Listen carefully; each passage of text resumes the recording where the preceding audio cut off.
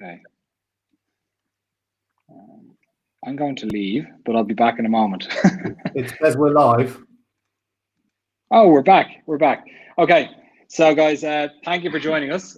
My apologies. We wanted to make sure that we were able to get live there, and we had some technical difficulties just starting, but it looks as though we're underway. Can please people? Perfect. So, thank you, Asker, for letting us know it works fine. Much appreciated. So, really glad to have everybody here again this week. This is I believe, our fourth or fifth webinar in the past couple of weeks. So this week we're going to be focusing on how to pivot marketing and sales during COVID-19. It's a pretty hot topic at the moment in terms of what's the best way to do outreach, what's the best way to do our marketing, how do we position our messaging, and so on. And I'm really delighted to have like a number of experts here to help share their points of view this week. Just a quick update on the agenda. So what are we going to be looking at? So I'll give a quick intro now into each of our different speakers below, but we're going to be asking each of our speakers to give some actionable insights in terms of things that you can be doing right now in order to fuel your sales and marketing efforts. After that, we'll go into a panel discussion. So we'll have 4 to 5 questions, which will be digging into each of those different fields of expertise for each of these gentlemen. And then following that, we'll go into a Q&A. Please, if you have any questions throughout, please put it into the questions tab. We have other members of the Leadfeeder team here that are in the chat at the moment that will be able to answer any questions that you might have running throughout. Otherwise, we'll try our best to get to any questions at the very end. So let me quickly introduce myself. First and foremost, my name is Andy Culligan. I'm the CMO here at Leadfeeder. We have 4 other speakers here today that are going to focus on specific topics. From an account-based marketing perspective, we have Declan Mulkeen. He's a CMO at Strategic IC, and Strategic IC are a B2B technology marketing agency, and they've got a core focus on account-based marketing. From a social selling perspective, we have Alexander Lowe, who's a professional services lead at DLA and Ignite. DLA Ignite are a company which transforms the way that B2B organizations use social media. From an events perspective, which is a tricky time at the moment, we have Will Brightling, who's the head of sales and partnerships at SaaStock. SaaStock is one of the largest, if not the largest, SaaS-focused event on the planet. And he'll be bringing us through today in terms of what they're doing and what you can be doing in order to still focus on building that pipeline that you will be getting from events at this time of the year. Then last but not least, we have Aaron Ross, who's the founder and co-CEO of Predictable Revenue. Aaron's also a very well-known author of a book also entitled Predictable Revenue and another book, Impossible to Inevitable. He's going to bring us through what he sees from an outbound perspective at the moment and bring us through some strategies that you can put in place today. So thanks for coming on board, guys. Really excited to have you. So first of all, we'll start with the actionable insights. And first up, I'm going to hand you over to Declan, who's going to focus on account-based marketing.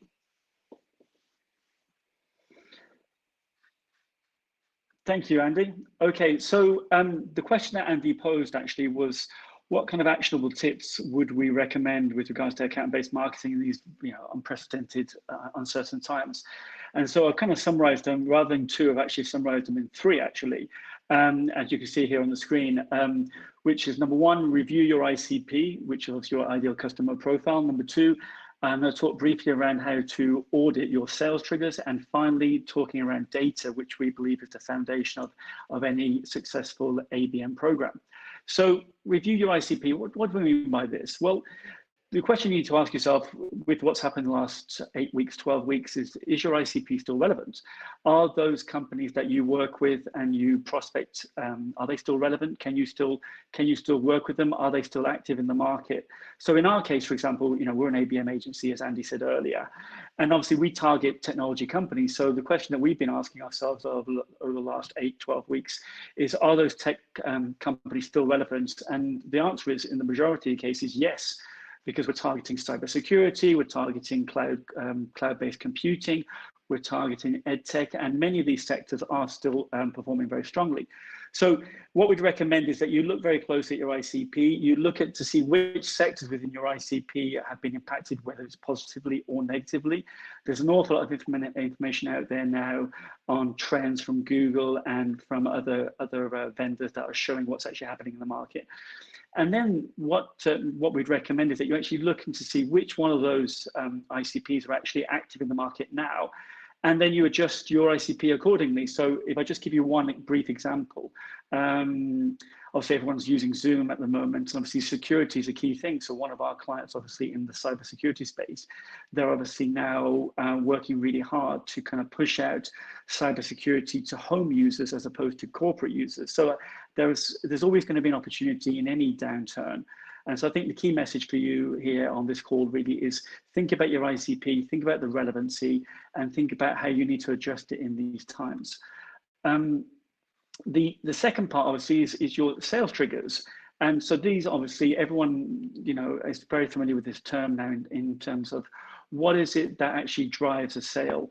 What is it that you're looking to monitor? So what we recommend here is for you to go and talk to your sales team, talk to your wider marketing team, indeed talk to the wider business. What is it that drove revenue over the last 12 months? What conversations drove revenue? What pain points was it that clients were talking to you about over that period? And ask yourself the question, are those sales triggers still relevant? And if it is the case that they are still relevant, then you also need to try to prioritize those sales triggers that actually drove the quickest and the highest value sales. So to look to see whether you can actually push through those sales which are obviously closest to revenue. And I think that's probably one of the things that we've seen in our business is when we have clients and prospects coming to us and the sales trigger that they've converted on is a piece of ABM content or a piece of content which is related to intent or buyer intent data, we find we've got a greater probability of closing that client or that prospect rather than in the event that they're coming through to us via demand generation or inbound marketing, etc. So it's trying to align that kind of sales and marketing message throughout the whole funnel. And what you'll see then is that those clients and those prospects who are active will come to you and will convert. Finally, data. Now, I mentioned earlier, data for us it's the foundation of everything that we do, and it's the foundation of any good ABM campaign. So it's really important, going back to the point around the sales triggers, is to listen to the market, use your first party data, i.e. your website visits, use other technologies. For example, in our case, we use Leadfeeder. So we're looking to see those anonymous visitors that Leadfeeder can actually identify for us to actually drive campaigns and run campaigns into them. Third-party data is something that we feel very strongly about, and that is where we're using intent data to look for buying signals from the market, from those organizations that are out there that are actually actively looking to research, to buy, to have a conversation. So what we find is that if you can actually combine your first party data with third party data and then run campaigns based on hard data, you've got a far greater chance of actually driving pipeline, of driving conversations. And it may well be that in the coming months you may not close any deals, but what you certainly will do is you'll have some valid conversations, some valuable conversations that will in time result in higher revenue, more clients, and a higher return on the investment that you're going to make. Thank you, Andy. Super, thank you so much, Declan. Very insightful. As somebody that has implemented quite a lot of ABM campaigns myself over the years, it's been really interesting to speak. Myself and Declan have been speaking over the past couple of weeks, just as two CMOs, sort of talking about ABM campaigns. Has been hugely interesting, and I think even our conversations, Declan, have gone on probably a little bit too long. But it's been really interesting to see some of the stuff that you guys are doing over there and at Strategic IC. And honestly, it's some pretty far advanced stuff, but also keeping it simple at the same time. So thank you for that, and thank you for providing the insights to the audience here. Next up, I'll hand the mic over to Alexander Lowe from DLA Ignite, who's going to bring us through how to do some social selling during these turbid times. Perfect. Awesome. Thank you. Hello, everybody.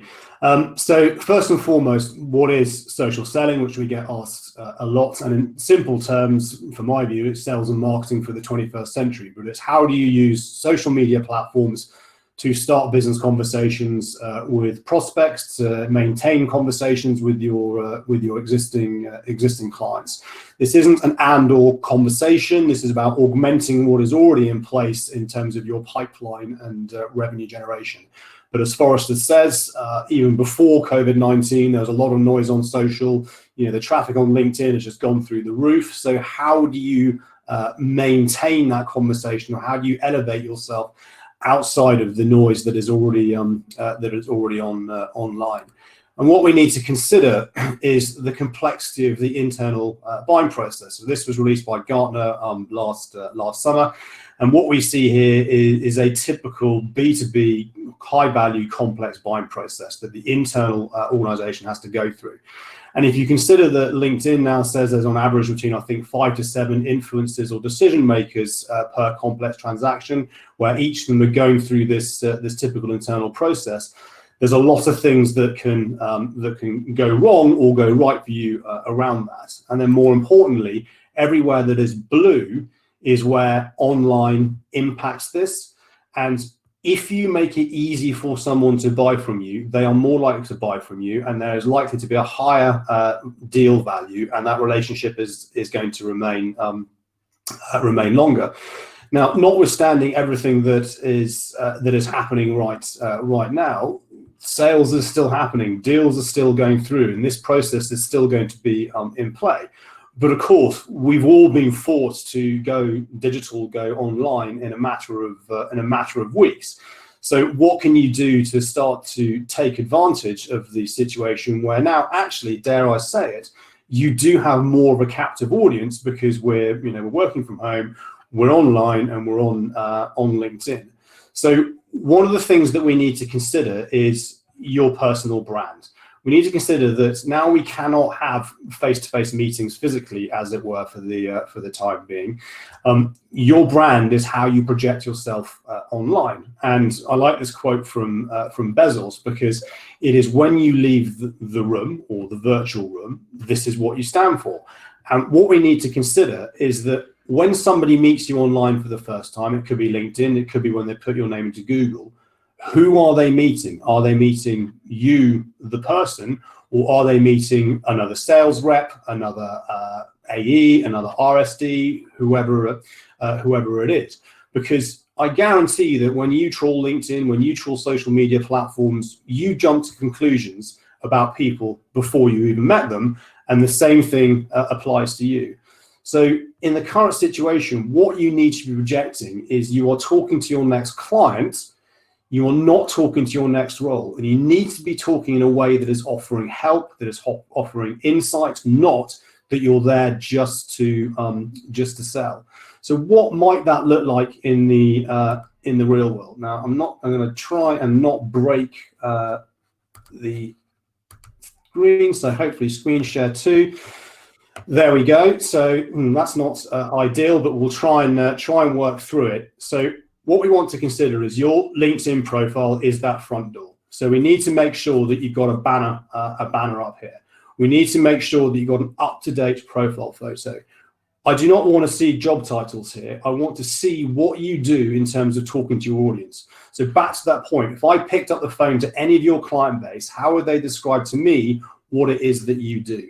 Your about section here, this can work in two ways. You can either talk to your audience in terms of how you can help, or give some insight in terms of what makes you as a human, because people relate to this and people pick up on this. Call to action, connect with me, have a conversation.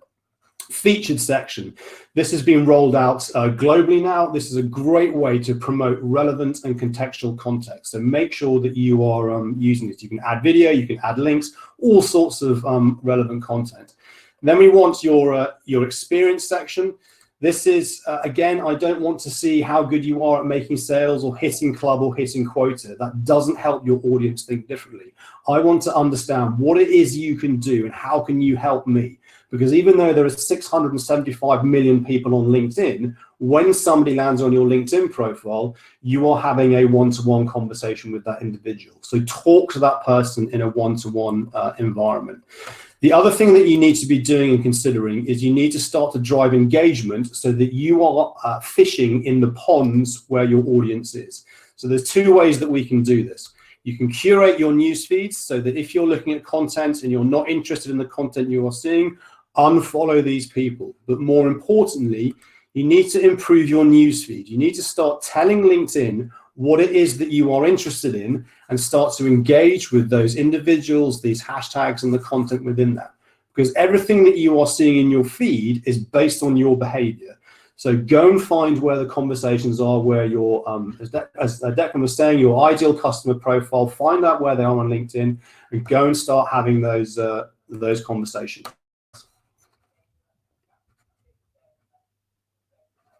Perfect.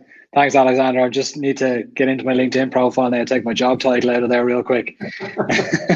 That was really good. I really enjoyed that. And I actually learned a few bits myself there.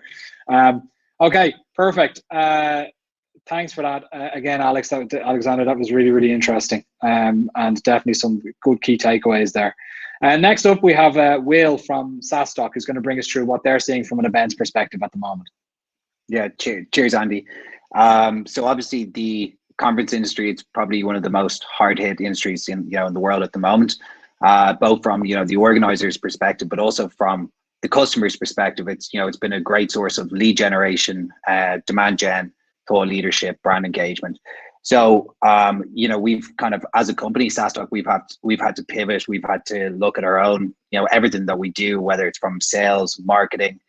We've looked at our values, we've looked at our culture, we've looked at our business model, and we've launched, this kind of a digital, a virtual conference in light of this. So what we've been doing is spending a lot of time with our community and our customers over the last kind of 4 weeks and understanding what challenges they're facing, both from kind of a demand gen perspective, from what are they, how is their Q2 pipeline shaping up, and how are they engaging with their communities. Things that have become apparent is that the SaaS community was very reliant on physical conferences as a source of opportunity. It was definitely their main source of brand engagement. It was definitely their main source of thought leadership. So it was kind of like this multi-purpose platform for marketers to kind of fuel their growth. In light of obviously what's happened, what are they doing? And I'm going to take you through a few things that we've learned over the 4 weeks. So in many cases, what we're seeing is a model obviously where people are exploring more these kind of various online opportunities. But it really starts with how you redistribute your marketing budgets as opposed to cutting them all together. If you don't invest in your brand or in your kind of thought leadership campaigns at the moment, what will your brand look like in 6 months' time? If you don't invest in pipeline opportunities now, what will your company look like in 6 months' time? So it's about understanding how you can strategize your marketing budget and kind of allocating it as efficiently as possible. In many cases, for SMEs, we are seeing a lot of marketing budgets being slashed, being cut down. So marketers are now having to get a lot more creative with that budget that they didn't have, that they thought they would have at the start of the year. And what they're really kind of coming out with are, focusing on, these digital channels. A lot of people kind of doing these LinkedIn advertising. But the two main ones that we're seeing are people exploring virtual conferences, people exploring webinars to drive brand engagement and lead capture. If you did rely heavily on events as a lead gen source, I'd suggest picking your top five events that you do every year, the ones that are really going to be very relevant for your ICPs, for your target market. See if they have pivoted to a virtual conference. If they have, narrow the list down to 1 or 2. The thing about these virtual conferences is that they're actually naturally more cost effective.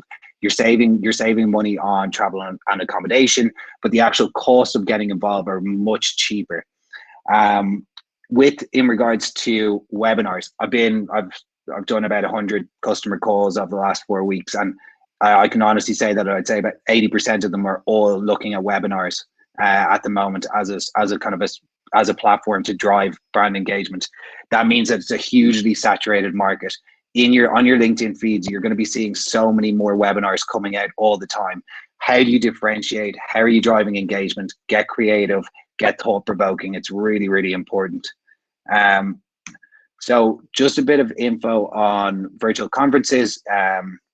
We've obviously launched our own one, but I think there's probably a few people listening in that are skeptical over what value a virtual conference can generate. Obviously, you do a physical conference, and I love physical conferences. I love the magic of it. I love the how you can meet people, the serendipity of it all. how you can meet someone at a night event or meet someone beside you at a panel, bump into an old friend, whatever it is. The virtual conferences don't really lend themselves in the same way. They're not as conducive to these kind of networking opportunities. But with virtual events, what we are able to see is that there's they're more accessible to a larger net of attendees, and there are a number of ways of actually kind of working them out and doing these, kind of finding these magic touch points. What we're seeing is that there's a lot more control. That you have a lot more control over who you meet. You can really target your ICPs. You can really target your personas, which means that your conversion rates are likely going to increase because you're not having people in your list of MQLs that were just there looking for swag. Other things is that your cost of acquisition is actually going to decrease, which is obviously really beneficial as well.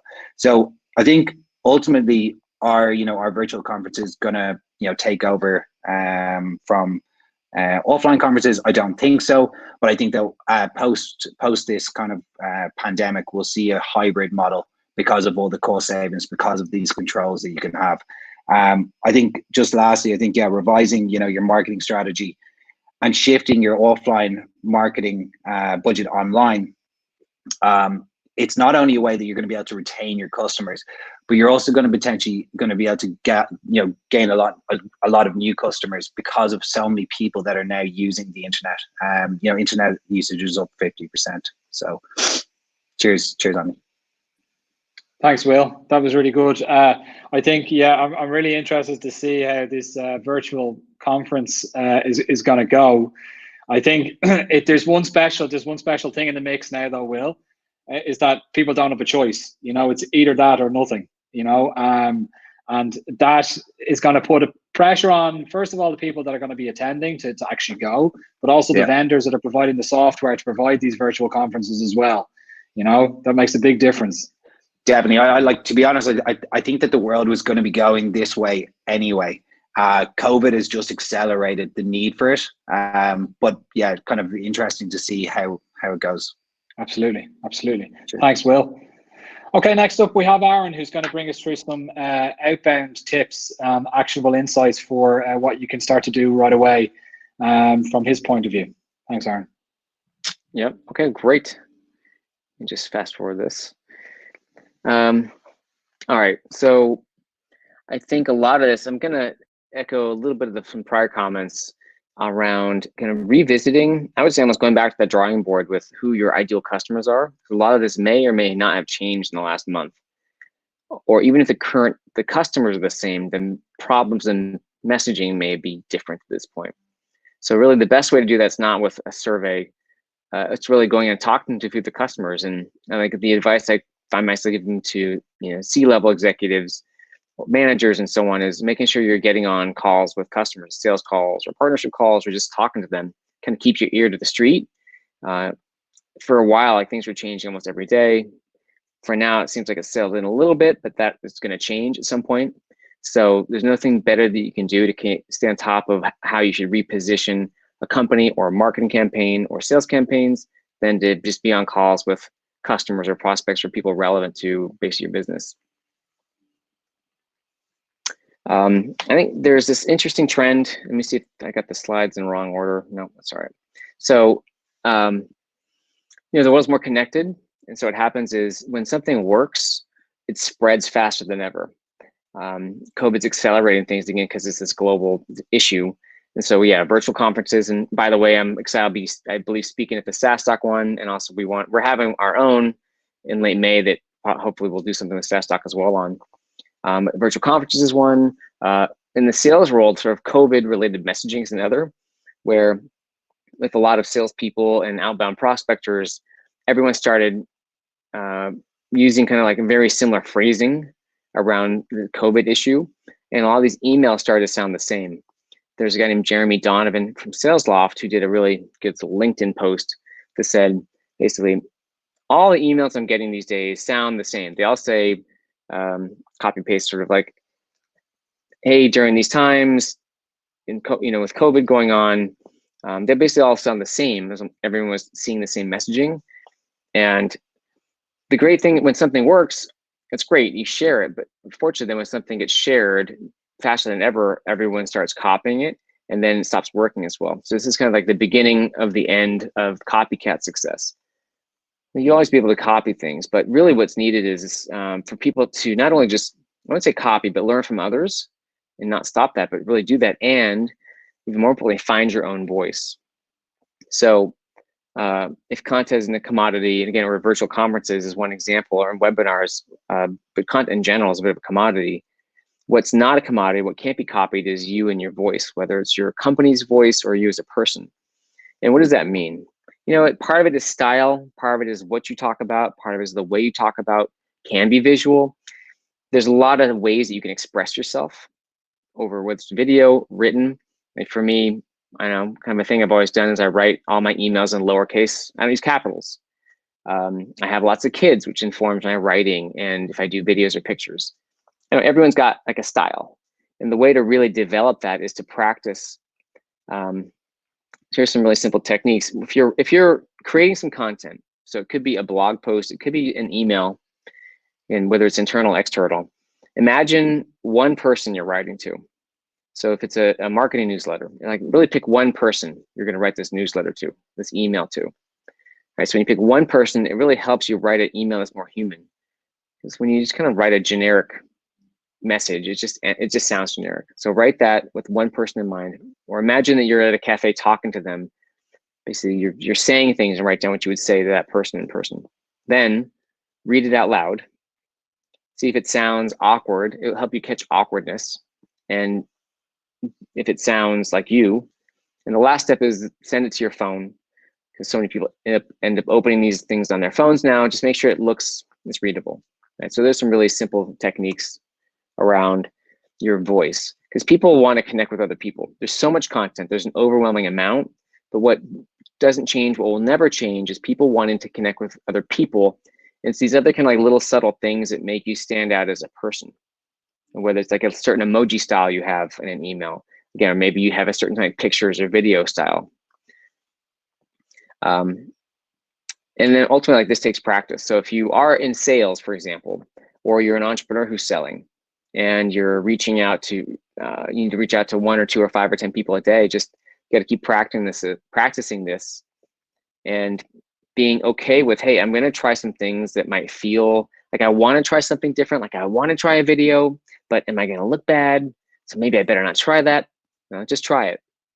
Or I'm going to write an email and I want to put some kind of funny phrase, but I'm like, don't let your embarrassment or fear of rejection stop you from trying things that feel right to you. And with practice over, honestly, it could be whether it's days, weeks, or months, or years, that voice will continue to develop. So last tips around sort of messaging, whether it's LinkedIn, email, honestly, you could probably use this for any kind of content to some extent. For emails and messages, short, easy to read, easy to understand, easy to act on. Right? You really want to make sure that you work to understand the language and thinking of your customers and your clients, your audience, usually by talking to them, like one-on-one often, so that you can, it's like, imagine your audience, you speak English and your audience speaks Spanish, right? Unless you really get to know Spanish, you're not going to be able to really communicate with them. So don't try to communicate in your jargonese about your product, like understand what they need. And the one exception, I said any kind of content, whether it doesn't have to be short, but any content you create, whether it's by video or long form or book, should ideally be easy to understand, easy to read, and easy to act on. And I noticed that was kind of the goal of a book like Predictable Revenue, or From Impossible to Inevitable. And I saw, sorry, it's a Velocity Mill, had a nice note that even like Predictable Revenue, they used it and they grew 5 times. That's cool. It became a Deloitte CE Fast 50 company without outside funding. So that's great to hear. Simple, keep it simple. So I mentioned this, read it out loud, send it to your phone. Another tip I've picked up on, I haven't done this, but it sounds like it makes sense to me. Gmail and a lot of email accounts now kind of create auto-suggested responses that you can click. So if you send this to yourself within a Gmail account where it creates sort of auto-suggested responses, make sure the note doesn't trigger the wrong kinds of responses. like a silly example would be if you write an email and all the 2 or 3 responses you get are all like, no, unsubscribe, or don't contact me. You don't want that. You should redo that email, because I and a lot of people use those kind of quick responses nowadays. So I think one last tip is that I know there's a lot of people who are in really, like, some people are doing great in businesses right now. A few of them, a lot, are hit the wall. Lots of people don't know. In this world of like fear, uncertainty, and doubt, if you can do anything to sometimes even just get through the day, that could be a win. Because if you can get through one day, you can get through the next, and before you know it, you'll be through this. Because this is going to go on longer than people realize. All right, Thank you so much, Aaron. Perfect. Thank you so much. That was very insightful. And even though, with the outbound piece, it's a difficult game at the moment. Just having those little bit of tips and just being, thoughtful in terms of how you create your own brand and your outreach at the moment is important. Also, the interesting piece, like just a technical thing around the Gmail piece there at the end, also very interesting. I guess I hadn't personally thought about that myself, but it's common sense actually when you say it out loud. So thank you for that, Aaron. Very interesting. Okay, so guys, we're going to get to the second part of the presentation, or the webinar, or the panel, which is our panel discussion. So we have 4 or 5 questions that we're just going to speak about with the guys that are going to focus on the areas of their expertise. I'm going to start with one broader question, which is around selling during COVID-19. So I'll start with Declan and ask, Declan, should you be selling during COVID-19? Well, I think the simple answer is yes, but obviously with a little bit of nuance and caveats here. I think what's very clear, and I've been speaking to yourself, Andy, and many other leaders within the sales and marketing space, and asking them the very same question. And I think the consensus from everyone is that you just need to be very clear that this is not, this pandemic, this global catastrophe, it's not a sales or marketing opportunity. And I think you have to be very, mindful of that and very respectful of the situation that we're in. A lot of people on a very human level are hurting, and businesses are hurting as well. And I think we have to be very, very mindful of that. And while each business has to survive, and we have to continue to sell, and we have to continue to market, we have to do it in a new way. And I think that new way is at least a more human way. And we have to listen very carefully to the market, listen very carefully to the sentiment of the market, and just react accordingly. So I think it's perfectly fine. This webinar is a clear example of us looking to share information, looking to provide help and advice for everybody out there. And I think the answer is we can continue to sell as long as we're real and we're authentic, and as long as, I think, if we can hold those two close to our heart, so to speak, in how we talk to people, we will be okay. And I think if we stray too far away from that, then we are in danger of actually damaging our brand, as Alex says, damaging our personal brand, but also damaging our company's brand, which is even more dangerous. Yeah, absolutely. Alex, just as your name was mentioned there, what are your thoughts on selling at the moment? I can't really add to what Declan said there. And someone's asked the question in the chat thing as well. Is in my view, yes, it is. But recognise what is going on in the world. And to the earlier points around emails, I've had some really crappy. They've just inserted a "hope your family's safe and well" straight to sales pitch. It's like, really? So I just echo what Declan has said. Oh, thanks, Aaron. Anything from your side, mate? Yeah, I think the same thing. That's where I wish I had that little clip around. I think people, the advice I gave a lot is, especially in sales, you have to end up kind of throwing out your old quotas. If you're someone who's been really impacted, like to the extent that you've been impacted by at least say 20%, and a lot are 50%, 80%, maybe 90+%, at least on the outbound side, you might have to completely throw away your old expectation quotas and comp plan and almost look at a week by week or kind of by week approach to how you're going to work with your team to get through this, at least for a few more maybe months until things stabilize, sales wise. Yeah, that's interesting. Will, from your side, you guys are trying to push SaaStock digital now, so you have to be actively selling. How's that going? And what are your thoughts around selling at the moment?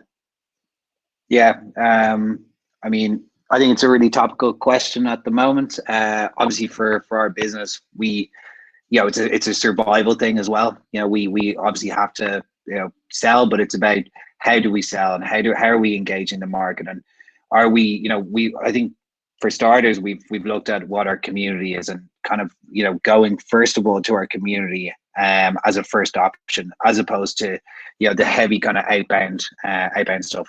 We've actually kind of got rid of our SDR function as well at the moment, and we're kind of relying a lot on marketing to raise awareness at the moment, to drive inbounds, which is actually working a lot at the moment. But in the end, when we're having these conversations, it's really about, like, the honesty is at an all-time high from my side. Like, you're talking to customers, they're opening up. So it's how do you empathize with that? How do you kind of not exploit it, but empathize with it and understand that everyone's going through something difficult at this time as well. Yeah, that makes sense. I mean, so like you mentioned something there just around one of the channels that's working particularly well for you. You said that your marketing's working very well, your inbound. So what's been happening there? Can you shed any light and any details out of what you guys are doing? Yeah, I think it's more so the fact, we've kind of actually started looking at an ABM strategy as well, and kind of looking to align sales and marketing a lot more so now than ever. Typically with SaaStock, marketing has been responsible for tickets, but we obviously now, given that 80% of our revenue is actually kind of for the partnership level sales, we need to have marketing needs to have a more of an active role in this. And that's really, myself and our head of marketing working really closely together, and strategizing how we're going to, what our messaging is to the market and how we're going to target these accounts in a way that's not pushy, in a way that's not going to, drive them away. That makes sense. Actually, it gives we have another question here just around, which actually I can pitch to Declan actually, just in terms of, because Will just mentioned account-based marketing there and being very well aligned with his marketing head. Do you have any tips? Because of with account-based marketing, you need to be very much aligned at the hip between marketing and sales. So heads of marketing, heads of sales need to be very much on the same page. What tips would you give to make sure that marketing and sales go on to the same page at this time, because it's probably the most important time for it?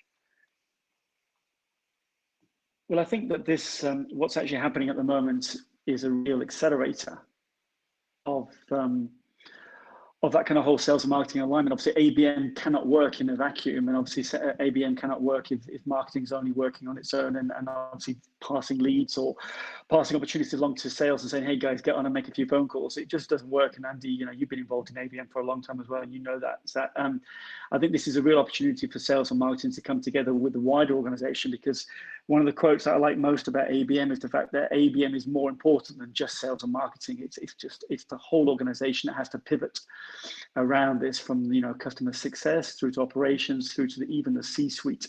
All need to be on the same page and all need to be understanding the power of ABM once everybody's actually focused and going in the same direction.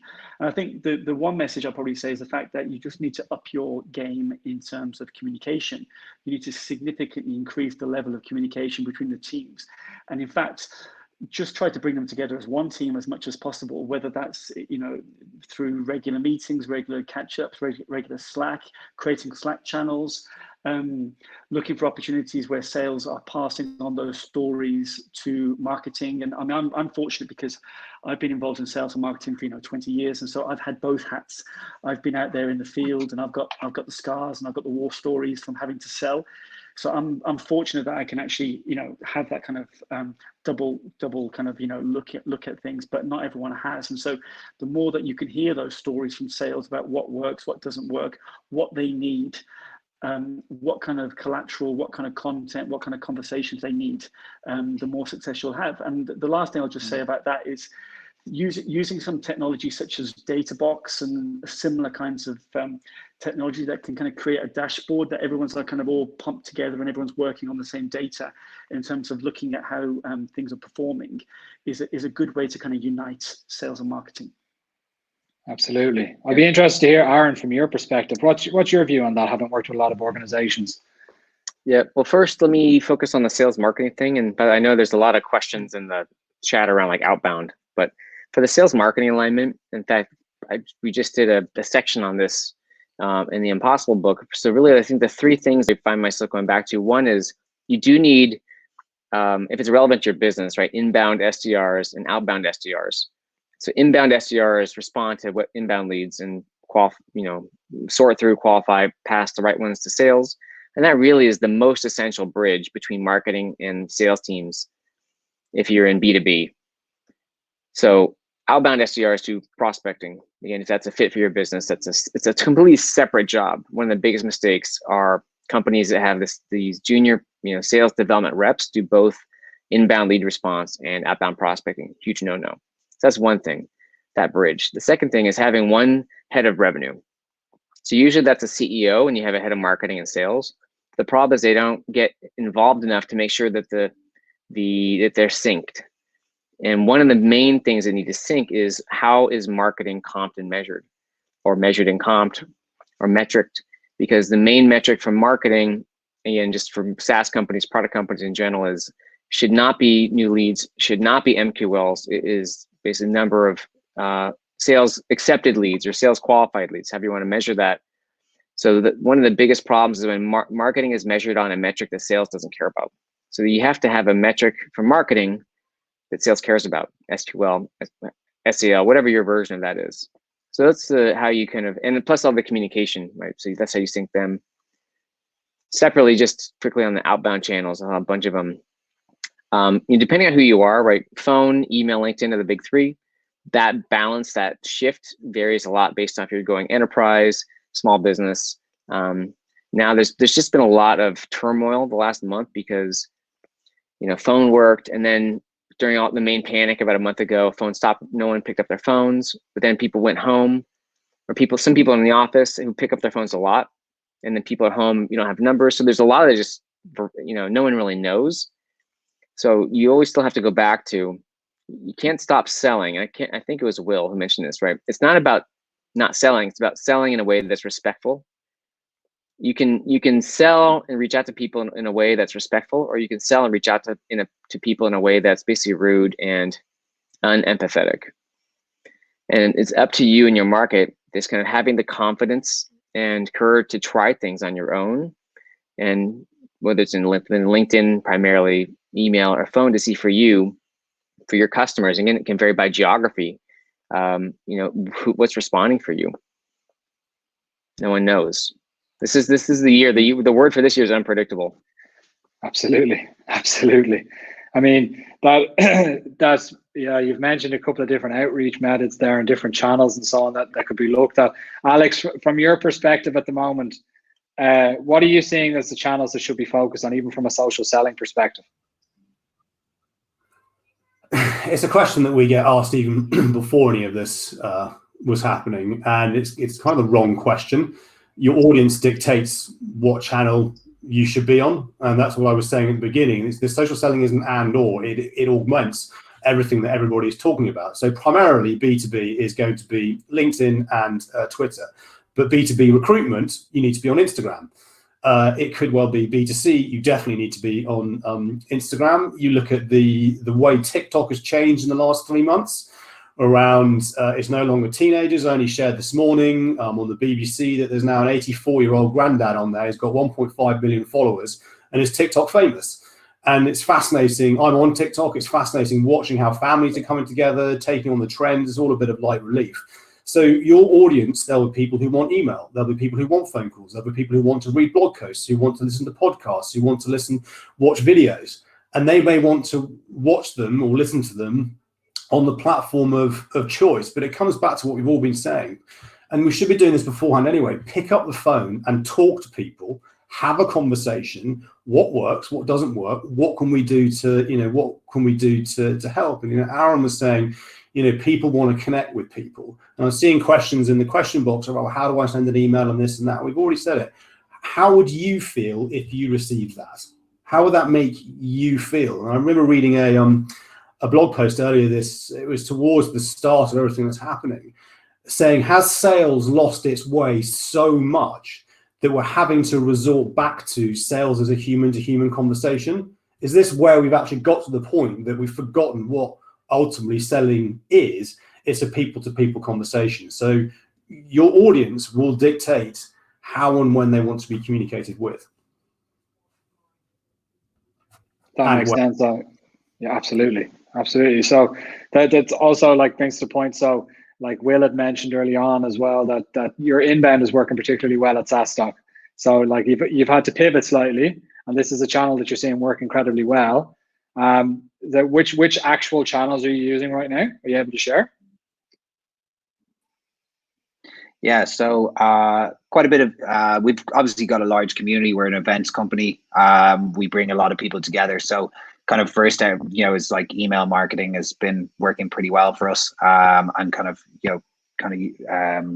I guess, seeing what's going on with the kind of, the direct community. Other than that, we are exploring, LinkedIn, Facebook, social media channels that have been pretty successful for us as well. Our main thing from a sales perspective is that we are using LinkedIn, we are using email, but we're really focusing on conversations that had already been active or things that are, that we had a relationship already. We haven't really started going, exploring, kind of an aggressive sales strategy, exploring a lot of different markets. Which is working really well for us at the moment. Okay, do what works. Makes sense. Yeah. Makes sense. Declan, what are you seeing from an ABM perspective at the moment? What's working, what isn't? Well, I think going back to the points that everyone on the panel is making, actually, I think it's a case of combining various channels and Alex's points about where is your ICP, where are they actually hanging out, so making sure that you're hanging out there as well. And what we find actually is it's the cadence, really. It's the combination of the email, it's the combination of the LinkedIn connection, it's the combination of the LinkedIn message, the telephone call.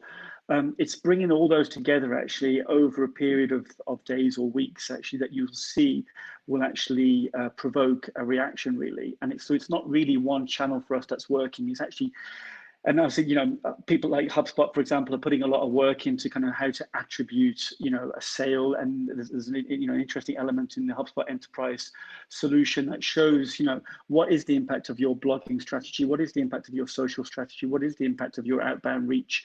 So it's the kind of accumulation of all those, really, that is actually driving the results. Sure. Okay. Thanks, guys.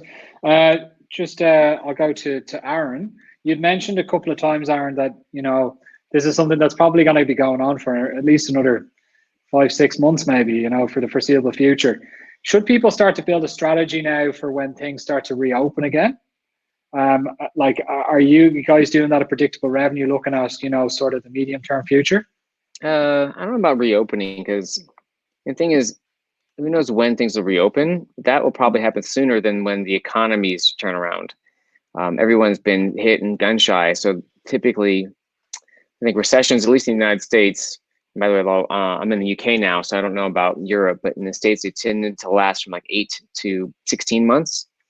So I'd be shocked if we don't end up in some form of recession. No one really knows how long this is going to go on. So I don't think you can necessarily plan.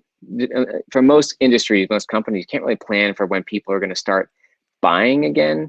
It's a different way to think about it. It's not so much when do they start buying, it's how can we adapt to the current situation so that we can survive, hopefully irregardless of when they start buying. Like, when they start buying implies they're going to go back to buying the way that we used to do things, and that's not going to be the case for most people. So how can you extend your runway, kind of readjust things to the new environment? How can you look at whether you need to be creative with your current products, pricing, messaging, what is going to take to survive for a lot of companies? And I think that one of the simplest things you could do is go back and get on the phone with people, with prospects, and just talk to them. So I did a company update. I don't know, we do it weekly right now. And I asked the company, all right, if we look for ideas, like the best way to get ideas for what to do here, whether it's small or large, is go talk to a customer or prospect. Like that, and then talk to another one, just keep doing that. that's really the best thing. It's one of the best things. And I can't remember if I'm echoing Alex or Declan, or just, you got to keep talking to people, whether it's to look for ideas for your business, or whether like just talk to people as if they're people, if it's a sales call, right? Selling is really about helping people. You know, there happens to be some exchange of value, but at this point you can still help people or learn from each other without an expectation of them buying, because most people are just not going to be a place to buy, and you can't predict when they're going to be in a place to buy again. It's impossible. Fair enough. Interesting. Yeah, that makes sense. Will, from your guys' side, like, you know, sorry, you guys are very, yeah, go on. Sorry, Declan. Sorry, I'm just going to add to Aaron's point then. Sure. I actually think that maybe some organizations and some salespeople are actually a little bit reticent to actually pick up the phone and call. I mean, we had an example the other day where a client came to us, a prospect rather came to us, and actually wrote to us and said they thanked us for the phone call. And they said it's really rare at the moment that they're actually getting anybody actually calling them. And I think we almost react to such a point, and we say, "Oh, I can't call them because of what's going on." And I think, you know, echoing Aaron's point, I think we should be picking up the phone and we should be having those conversations, and, you know, very human conversations.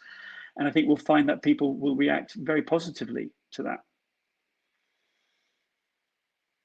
I think it helps. It does help if you just say, like, you know what, people aren't going to buy anything. And you kind of take that mental agenda off, and it's a lot easier to have just like a real conversation at that point. Absolutely. Thanks, guys. Will, just from your guys' side, from focusing on events, you know, what do you foresee in the future? It's very hard, obviously, right now. What's the conversations that are happening at SaaStock HQ at the moment? Yeah, well, I think like there's businesses need to prepare and kind of get into the mentality that regardless of what industry you're in, you're likely going to be somewhat of a different business when all of this is done. Whether that's how you serve your clients, whether that's what you offer them. For us, we're likely to come out of this pandemic. Obviously there's the whole thing about it, survival. But when we do come out of it, we're probably not going to be a focused conference company. That's likely going to happen. We're going to have to think of a new business model. So it's really about getting into the mentality that your business model will need to change. You're likely to be a different company after when this is all done. So absolutely that makes sense. Yeah. Okay, so look, we'll go to the very last question. This will be for everybody. We'll start with Alex. Alex, what have you learned from this crisis? Wow, big question. I think the biggest thing for me is that we're all people. So what I mean by that is when I've run, training workshops, you're in any meeting room around the world, you can kind of work out the hierarchy. You're all in a grey suit and a white shirt and a tie. Whereas when I run these things, I have different people, different icons, different backgrounds, children, pets, families, different situations. And it's been a real leveler. It's been a real leveler in terms of, well, actually, at the end of the day, we are all people, and we have family life, and we have stuff at home as well as work. And I think the biggest shift in business, certainly big business, is this realization that work is work, but family is also massively important too. Absolutely, and work and family together in the same room is also something that we've had to manage. But absolutely, I couldn't agree anymore. It's a challenge, when kids are out of school and you're, yourself and your spouse are trying to manage kids plus manage jobs and everything. It's a juggling act, and you just need to manage it somehow. But the first priority should always be family. And I think that for me is really becoming apparent at the moment, is making sure that the kids are doing okay first and the family are doing okay first before looking at everything else. And once that's okay, then it really makes everything else run a lot smoother. Aaron, from your side, what's something that you've learned? I just think that as it's so vital for people, and just think for myself too, but again for the company, like people to, okay, you have all this financial stress, personal finances, business finances, great. Like, don't let that eat all the oxygen in your life. So deal with that, but try to kind of put a compartment around it and have other time, whether it's for family, but also even for yourself, And for me, you know, I get up in the morning and luckily I'm getting up before everyone else. And I do simple things like drawing and, you know, I went for a run this morning and just kind of working on things that help me feel better and be more creative. And, you know, it's a lot of these simple things, or even there's a Harvard Business School review note that said, you know, focus on the problem you're solving, but then also just stop dealing with it and let the unconscious mind kind of work on it. So the answer right now is not always like more work. Sometimes it's actually less work. You're just trying to really feel out like what feels right. And like I'm a big, really believe in like there's these little whispers and callings to us that we tend to ignore, whether it's around business or personal life. It could be around like writing a book that you ignore. It could be around travel, around kind of like a business opportunity, and trying to slow down to some extent and listen to some of those. Because I know for me, I found a lot of my big breakthroughs have come from that, whether it was even like the predictable revenue book, the books I do, they have a lot of art. I do the art in them. And that really came from because like, you know, before that, I was just felt like playing around with crayons, and that led to kind of like playing with some art ideas and then putting them into the books. So don't be afraid to slow down, like focus on, invest in yourself and your hobbies or things that feel important outside of work to make sure you can get through this. Absolutely, yeah. It's something that I think you need to be focused on some hobbies as well, especially if you're caught at home all day, you know, managing a lot of work and also family and everything as well. You need to have a little bit of downtime as well. So it's yeah, I think it's really important to have that piece of creativity there as well. Will, from your side, mate, what have you learned or some learnings from this current situation? Other than not trusting your housemates with the haircuts and stuff like that. I think for us, it's been the power of teamwork has been huge. And like, you know, despite obviously the physical distance, we're actually closer now as an organization than we've ever been. And that's really about how we've aligned as a team, how we've come together. You know, we like even the exercises that we did when we looked at our values and what the values were to each of the individual team members, and they have set new values for the company. It's all these different you know, activities and exercises that we've done that have really helped the team come together. So I think for me, is like the power of teamwork is now bigger and more apparent than ever. And yeah, I think, you know, it's going to be an interesting few months. Yeah, that's so for sure. I gotta say thanks to Andy. I got to hop off, but really appreciate everyone who showed up today. So thank you, Aaron. No problem. We'll stick on for another couple of minutes. Thanks, Aaron. Declan, over to you, mate. So what's one thing you've learned? Well, we've shared many stories around babies and all the kind of things that happen in the background while you're trying to work. But I suppose the one thing I've learned most over the last eight weeks or so is that we're undergoing the kind of the largest, biggest social experiments in history, really.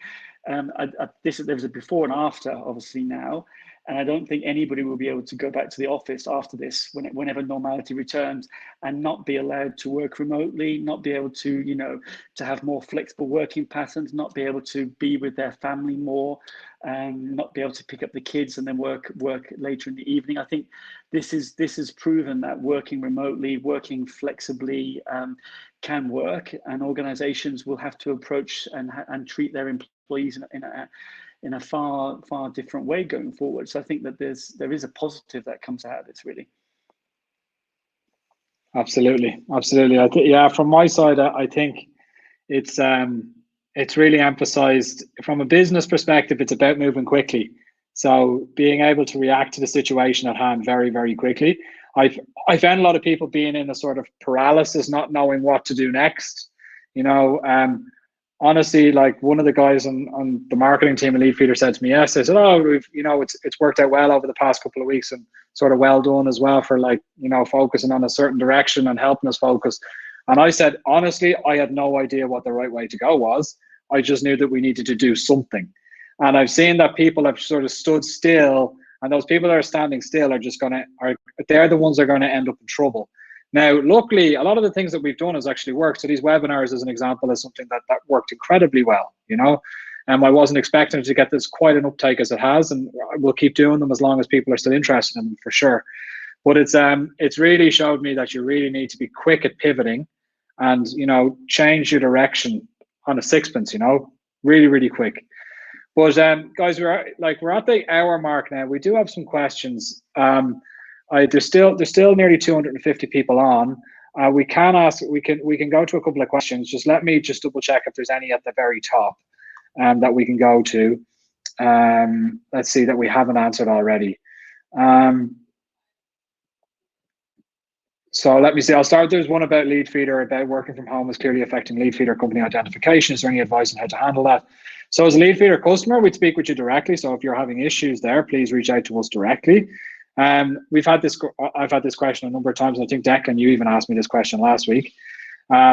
We haven't, from Leadfeeder's perspective, seen any issues there. We've been working on our product so that we're able to identify and match more companies that are visiting, even if visitors are visiting from home.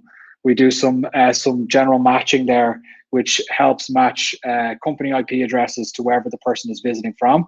So we actually ourselves haven't seen a drop in our user data, so in our customers' data. If you're having issues as a customer, I would think that there's probably some technical issues on your side that we probably need to take a look at. If that is the case, please reach out to us. And as I said, the match rate shouldn't be affected. I'll go down to the next one. So there was one around direct mail. Direct mail, as Declan had mentioned, Reach Desk are the ones to look for any type of use cases in direct mail at the moment. They're absolutely smashing it. They've just done a recent product release yesterday, which enables you to, as a company, be able to track people's home addresses without actually capturing those home addresses in your CRM. It's captured somewhere else. Use those for your direct mail campaign and get packages sent out to home. If you want an example of what that looks like, what the unboxing experience looks like, for example, please go to my LinkedIn profile, Andy Culligan. You'll see I got a direct mail from them last week, and I did the unboxing experience and I put it up on LinkedIn. Declan's laughing because he liked it, and he didn't get one himself, so that's why he's smiling as well. Let me see if there's any unanswered questions here. Guys, here's an interesting one. How to generate predictable revenue in an unpredictable year. Does anybody want to take that?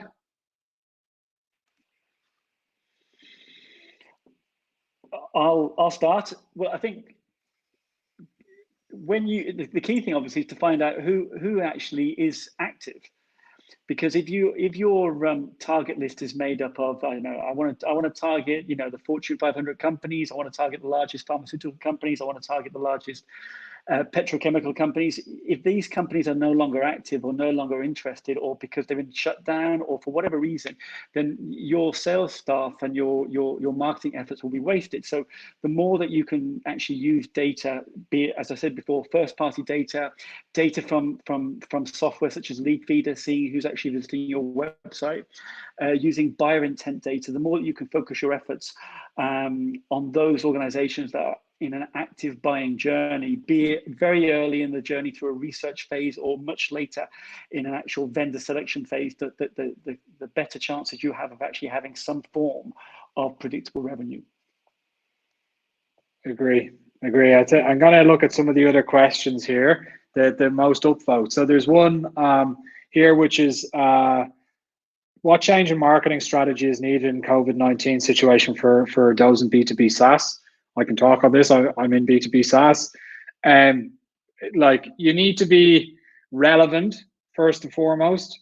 I've seen some absolute, some car crashes when it comes to content at the moment, that people are almost ignoring the world that's going on around us, or all the content that's happening outside our four walls here in terms of the COVID crisis. People aren't addressing it at all and pretending that it's not happening. It's not the case, obviously. And to be honest with you, what's performed really well from our perspective is these informative sessions. So helping people understand how to do things a little bit better based on your experience. Those are the things that we found have worked incredibly well. Mentioning the situation, you can also say, "Hey, COVID," in the theme of whatever you are doing. Of course, if that's a downloadable piece of content, it's not going to last forever. So if it's, as an ebook, it's going to last. It's got a limited shelf life. But something like a webinar, for example, like we're doing right now, these things have worked incredibly well for us. Yeah, it's also, Andy, just on that as well, just because like we obviously deal with a lot of SaaS companies, and it's really about how you're differentiating, the kind of, obviously your webinars or whatever you do as your channel. And as I was saying earlier, there's going to be such a it's going to be such a saturated market over the next month. You really will see so many people, companies choosing that as an engagement tool. So differentiate as much as possible from others. Absolutely.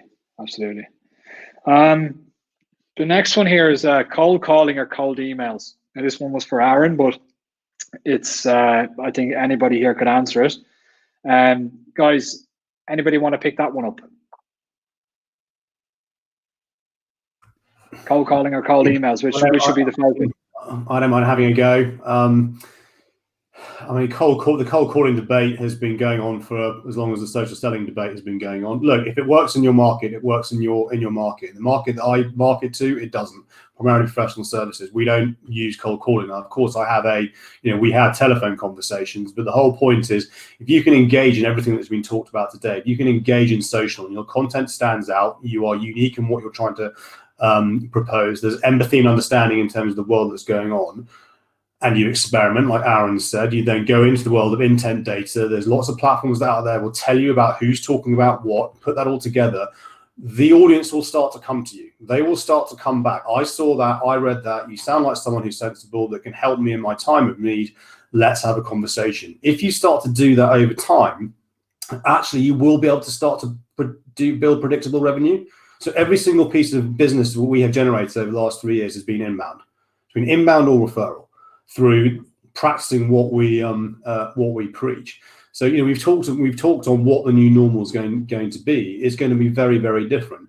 Cold email, same approach. As Aaron's already said, put yourself in your client's shoes, read the email out. How would that make you feel if you read that? If a parent, a father, mother, sibling received that email, what would you feel if that landed in your inbox? I mean, it is amazing the amount of times when we work with organizations, even before this, we kind of talk through this and they're like, yeah, I never really thought about that. Because the problem is we sit in this bubble and we think that the IT or the ICP, the IT director, sales director, finance director, we think we are the only person on the planet who is marketing to that person.